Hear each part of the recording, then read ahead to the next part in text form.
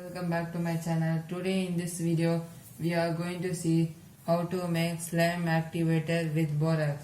So let's go into the video. Guys, here's a simple method how to make slime activator at home.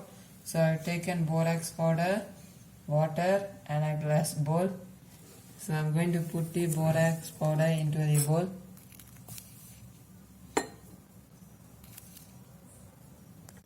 So pour the borax powder.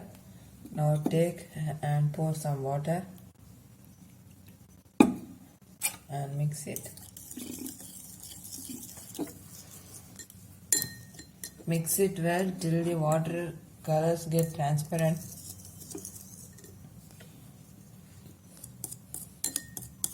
I'm adding some more water.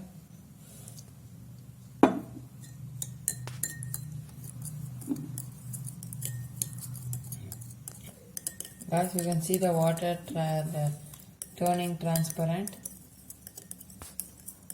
You can see the activator ready. It is transparent in color. Make slime at home with this activator, and this activator can be stored in small gum bottles for your future purpose. So hope you all like this video. Please like, share, comment in the comment box. So please subscribe channel. Thank you for watching our video and bye.